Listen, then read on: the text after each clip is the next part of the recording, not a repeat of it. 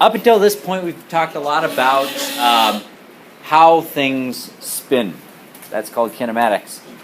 Today, we are starting on why things spin, and that's called dynamics. And you guys all saw this before, twice, right? How things move versus why things move. How things move, we did calculus, right? And then why things move, we start talking about forces. Agree? All right, so we're going to be doing the same thing today. We talked about spinning stuff, and now we're going to talk about how you make something spin, or stop spinning, or spin a different speed. Sound good? All right, so once upon a time, we talked about the rotational version of different quantities. What's the rotational word, or the version of the word force? Torque. Torque. How do you apply a torque to something? Push it around a thing. Yeah, you twist it around a pivot point. But effectively, any twist that you talk about is a result of one or more pushes. Wouldn't you agree? By pushing something, you can get something to spin. So let's talk a little bit about how that works. Justin, could you yeah, you've got good shoes. Put your foot right there underneath that wheel. Just kind of keep it from spinning. No, the other way. Put it on Like this way? Yeah, okay. All right, you guys ready? Here we go. So I'm going to push. You ready? What happened? Spin. Why did it spin? Because we got a pivot point, and I pushed it. Now, if I apply a net force to an object, what should the object do? What? It should accelerate, right? So did the table accelerate? Yes, it did. Now, if I apply a net torque to an object, what should it do? It should spin. It should Accelerate. accelerate. How? In circular motion. In the rotational way, right? So angular acceleration. Okay, so how do you apply a torque? By pushing, right? But the key is, what's different between the way we set this up versus the way we typically just do translational pushing, right? Translational stuff. What would we do? Where would I push? There. No. If I just want this thing to accelerate towards James. Oh, in the middle. Yeah, I push in the middle, right? And get rid of your foot. Yeah, right? I did. I just Okay. now. So if we just push it from the center, right, it accelerates towards James. But if you put your foot on the corner of the table and I push on the other edge of the table, something different happens. Why? Did we still accelerate towards James overall? Yeah. Where was the center of mass of the table before? Somewhere over Here. there. Where did the center of mass of the table end up? Here. So did the table accelerate linearly? Yeah. Yes, it did. But it also rotated. Makes sense? All right, so let's talk about how that works. All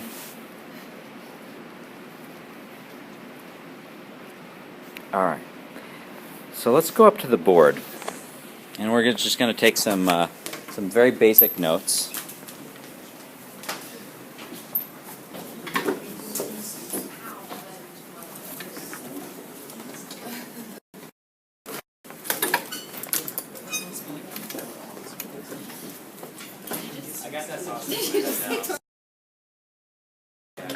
Basic definition of torque.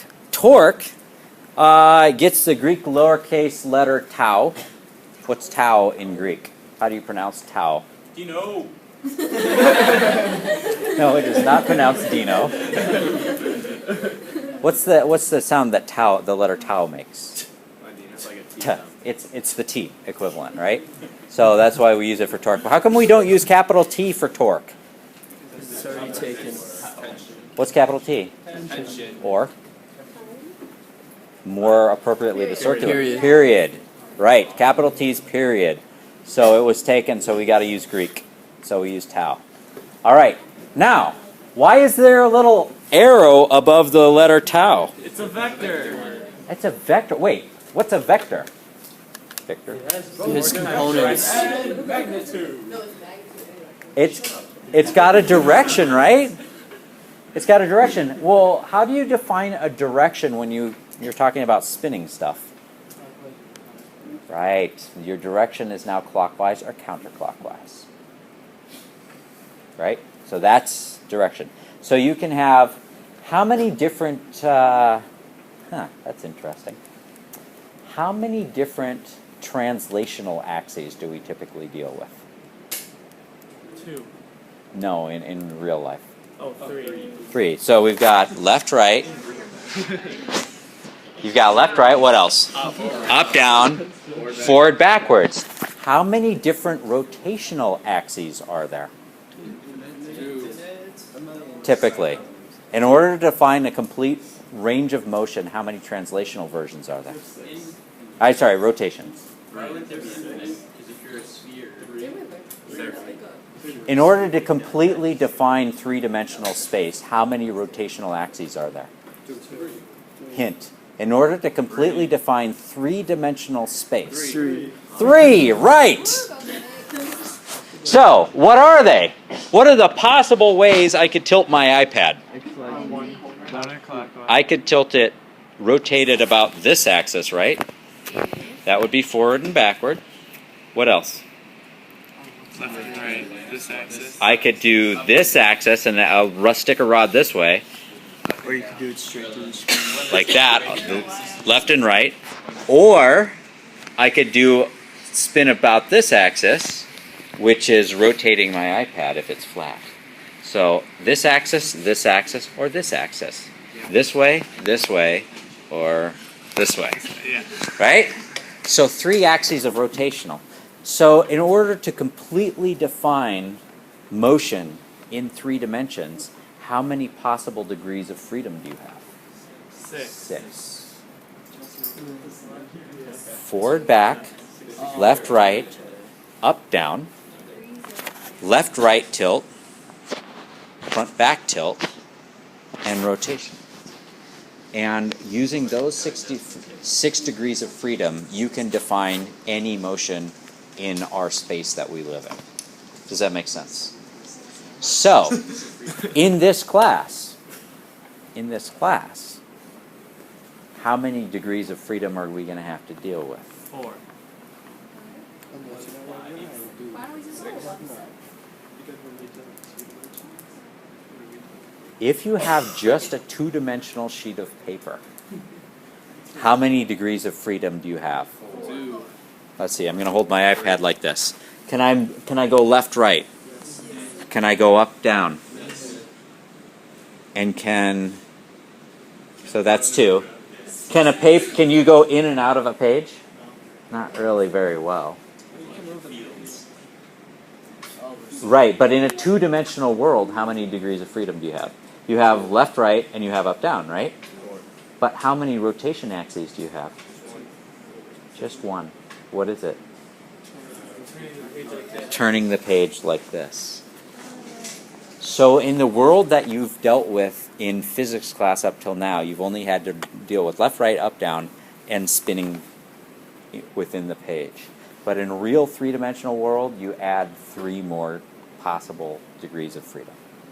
All right? So, kind of cool. That will come into play much more when we get to magnetism. We'll need potentially all 6 degrees of freedom in a problem. So you basically have to draw the problem from multiple angles in order to see everything. Either that or pick an isometric view. All right. So here we go. Torque. Torque is defined to be the cross product of radius and force. Raise your hand if you've heard of cross product. Raise your hand if you haven't heard of the cross product. Cross product. Is that what, like, cross product? All right. Let's do some cross product. All right. So, dot product. Do you guys remember what dot product gave you? I love these. What was the example that we did of dot products in this class? I don't know. We did it. I can't remember. Hint, it started with the letter W. Work. Work! Equals force times FD cosine theta, right? And is work a vector or a scalar? Scalar, right? So you take a vector, dot it with a vector force, dot it with the vector displacement, and you get a scalar as an answer. Is there a way to multiply two vectors and get a vector answer? Yes! So what you do is you take a radius vector, multiply it by a force vector, and instead of getting work, you get torque, which is a vector. How does that work? All right, so here's what we do. Basic level. Oh gosh, torque and work makes torque. That's creepy. It came back. Came in like a wrecking ball. That's awful. That's awful. I give up. No more physics for me. I'm gonna go teach English now. Anyway, so if torque is a vector, here's how you define the direction of torque. First of all, you need to define the radius. Well, the radius is the distance from the axis of rotation to the point where the force is being applied. Right? So from here to here, that's got a direction to it, right? And then you use the force. Well, the force goes this way, kind of down at an angle a little bit. So what way does it cause the lever to twist? That'd be clockwise, right? It causes it to twist that way. Does that make sense? All right, cool. So what way is the torque? What direction? Clockwise. All right, good. Yes? Doesn't, for like the force, doesn't it only matter what the perpendicular component is? Ah, good point. Right. Because if you push directly at the axis of rotation, how much is the torque going to be? 0. And you're going to get the maximum torque if you push which direction? Perpendicular. So if this is your angle, what trig function gives you 0 when the angle is 0 and maximum when the angle is 90 degrees? Sine. So it's got to be RF, not cosine anymore, RF sine theta. Wouldn't you agree? Yes. All right. So that's the key. Torque is RF sine theta, whereas work is FD cosine theta. Good? All right, cool. So, R cross F is called a cross product. It's the other way to multiply two vectors. For example, dot product F dot dr gives you work, which is a scalar. Cross product R cross F gives you torque, which is a vector. Two ways to evaluate R cross F. The first way is with RF sine theta. All right? The second way is with a unit vector determinant. Raise your hand if you remember from Algebra 2 what a determinant is. All right. Now, how many dimensions do we have? 3. So it's a 3D determinant rather than a 2D determinant. You guys remember how to do a 3D determinant? Yeah, you just like cover that one up, right? Cover up that, and it's that times that minus that times that, right? Right? But this is kind of goofy because that's an I hat vector, that's a j hat vector, and that's a k hat vector, and these are a bunch of scalar quantities, right? So it's rj times fk minus rk minus fj in the I hat direction. Why? Do you remember why? What they represented? Unit. Yeah. Unit Yeah, vectors. the direction. It's a vector, but it's a vector of magnitude 1, right?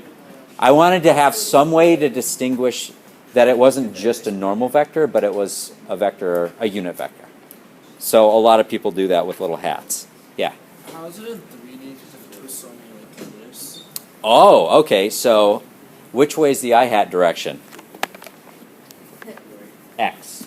Which way's the j hat direction? Y. Which way's the k-hat direction? Z. But I thought we were only doing like this. Ah, torque you got to worry about 3D.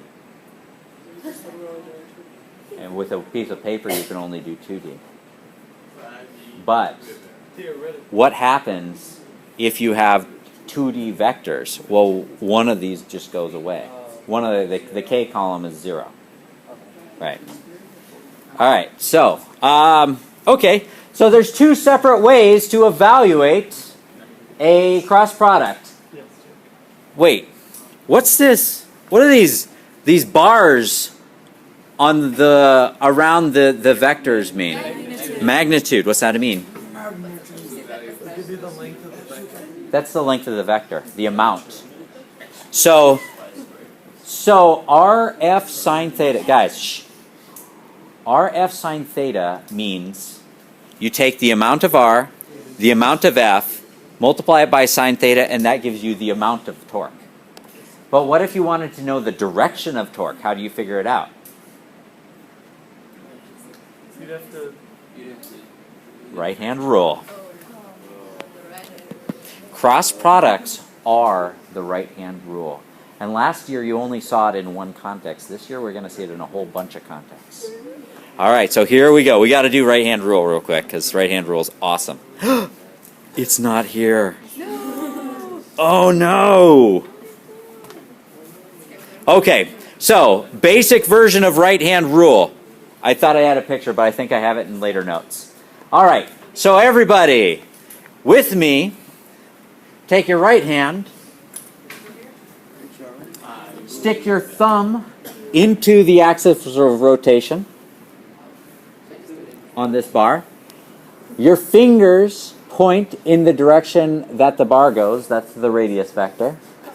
And your fingers curl into the direction of the force. What way is the twist going to be? Clockwise. Does that make sense? Now, here's the goofy part. You can write on a page if you just have to worry about one axis of rotation. You can write on the page a little clockwise, little arrow, circular arrow, right? But if you had to write on a page 3 different axes, how would you represent that? What single arrow could you draw to represent a clockwise twist? The cross product. No. What single arrow direction could you draw to represent a clockwise twist? No, that's a curvy arrow with multiple directions.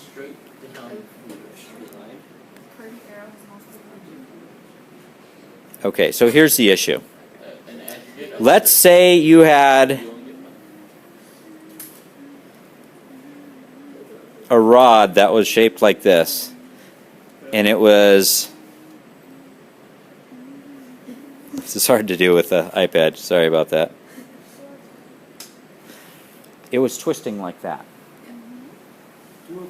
If you had to draw a single arrow to represent the direction that it's spinning, what direction would you draw that single arrow? And the arrow can't be a curved arrow. It's got to be a straight arrow. I say Perpendicular to the bar. you draw your arrow that way. What? Why? Because that is the direction your thumb points. But if you're lefty. Because that would be the left-hand rule. Does that make sense? The difficulty we have with the right-hand rule is it's fundamentally giving us a twisty thing. And twisty things are really hard to draw on paper.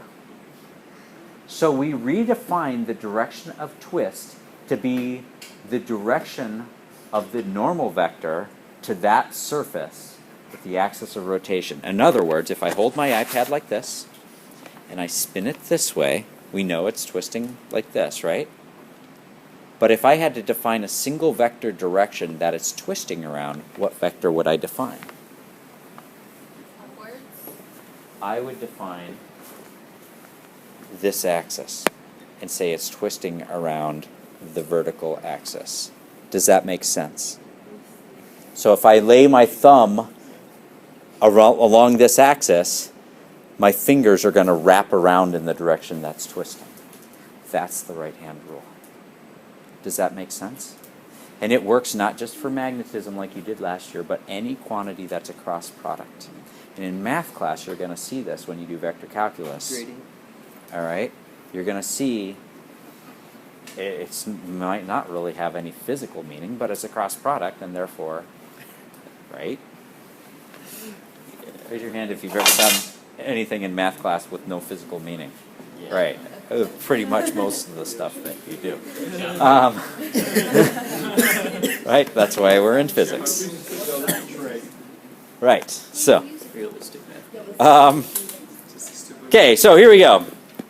Continuing on to cross product, the standard way. Ooh, this also gives us another way to evaluate, if you wanted to, though the dot product's a lot easier, the angle between two random vectors.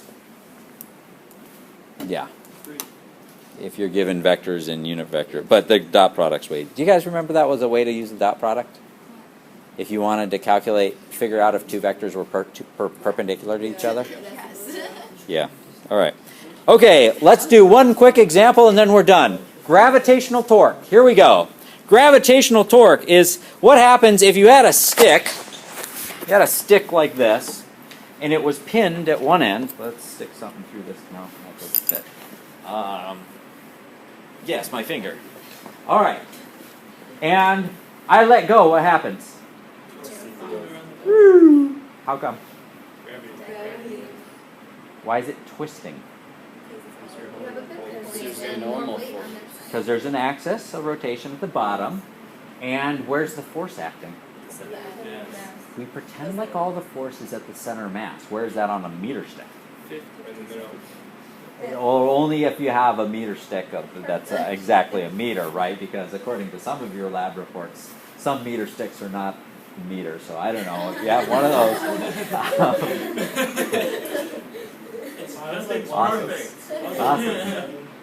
Awesome. So yeah. Anyway, we pretend like all of the force acts at the center of mass, which is the halfway point, and pulls the meter stick down.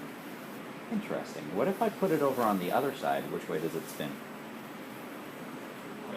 The other way. How come?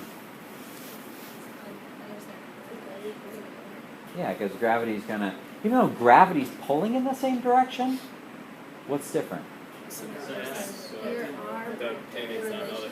The relationship between the r vector and the mg vector is different, and that's the difference. It'll cause a completely different torque. So this is some important thing to keep in mind.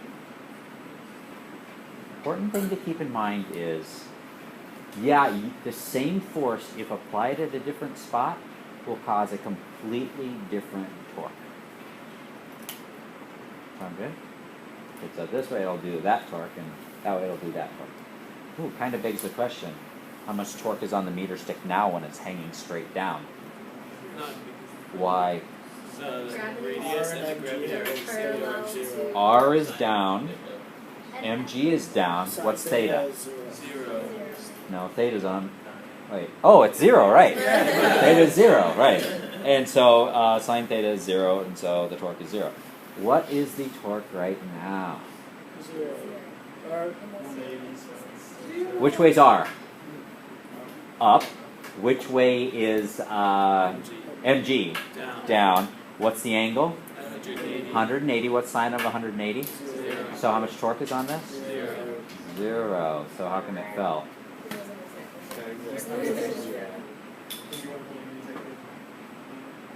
This is called an unstable equilibrium. Even if I were holding it exactly perfectly perpendicular, what happens if there's a little bit of a fluctuation in gravity? Or, I don't know, quantum fluctuations. What's going to happen? It gets a little bit off, then what? It's gonna fall by then. The second you get a little bit off, all of a sudden the torque's going to build. And then you get here and the torque's going to build more. All right? And so that's called an unstable equilibrium. It is an equilibrium, but it's not going to stay that way. Because the second you go, and blow on it, it falls. All right. All right. Static equilibrium. Static equilibrium is a very... Oh, sorry. Gravitational torque. Does everybody see where this mg over 2 comes from? Mg over 2 times sine theta? Oh, shoot. What did I forget? Oh, man. Errors in the lecture notes. What am I missing in this equation? L. L. And that's where the over 2 came from. L over 2 times mg times sine Now theta. it makes sense. Oh, gosh, man.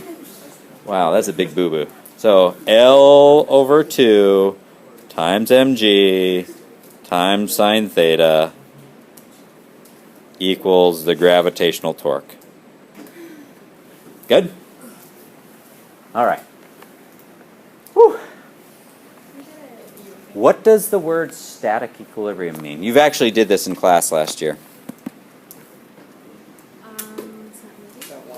Not only is it not moving. Oh, well, actually, you can be at static equilibrium and be moving.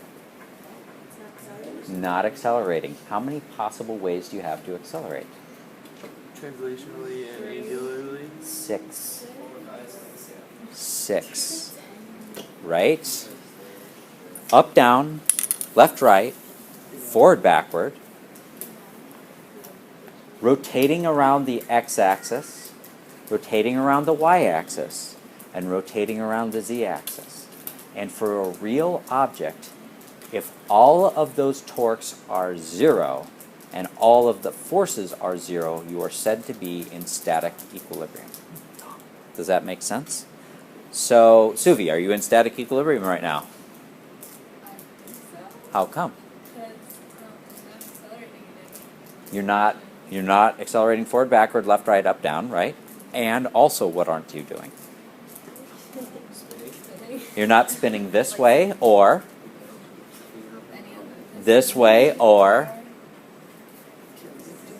I can't remember. The other way, right?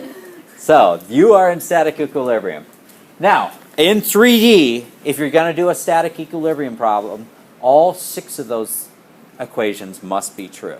So if you add up all the forces and all the torques in all 6 of those, then you're in static equilibrium. However, we're not going to do that to you in this class. Static equilibrium problems are just going to be in 2 dimensions.